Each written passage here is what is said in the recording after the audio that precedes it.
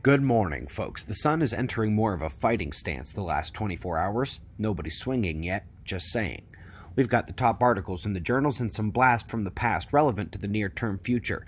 Let's begin at spaceweathernews.com, and we find the last 24 hours on our star with no major flashes of flares or ejections of plasma. Coronal holes confined to higher latitudes as well, but as we switch to 304 angstroms, we can see that coronal activity is building. Plasma filaments are lifting and snapping. A couple thin, snake-like ropes are facing Earth on the south as well. Now let's take a closer look at the incoming limb and the departing. Slow CME heading off the far side behind the limb there.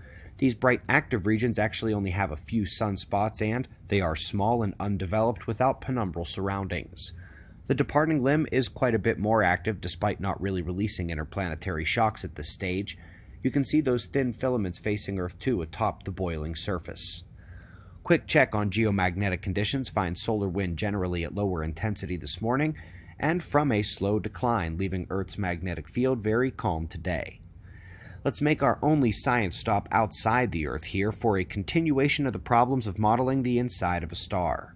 Solar composition problem, the solar abundance problem. It's a lot like Newton's gravity equation.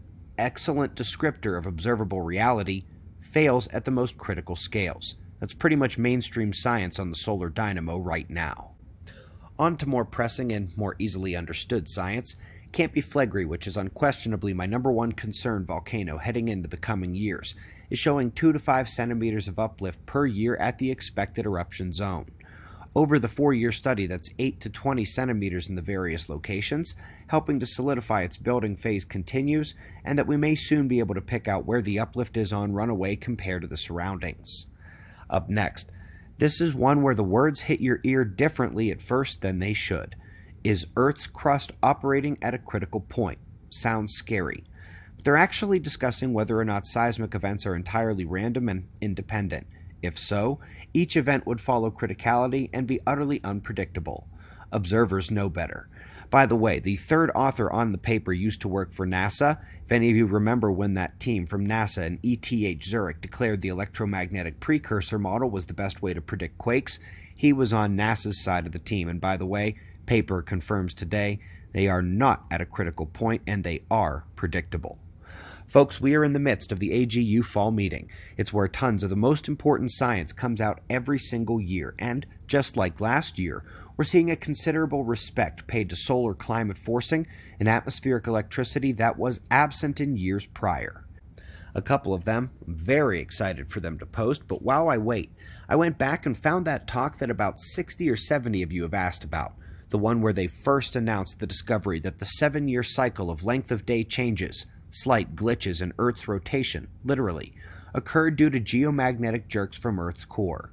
Before the atmospheric patterns controlled most of what they saw outside of the random solar storm rotation glitches, and that was about 10 years ago this week we learned our core can jerk the crust as well. Hard to even quantify the importance of this topic.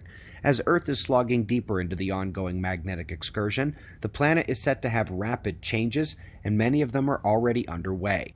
This here is also from the AGU, but just from this past summer. It shows the Lechamp geomagnetic excursion event over 40,000 years ago. Most places in the world saw 80 to 90% drops in magnetic protection compared to normal quiet field shielding. That answers another one of your most common questions. We greatly appreciate your support. Our electromagnetic earthquake prediction resides at quakewatch.net. Spaceweathernews.com is your one-stop shop for solar data.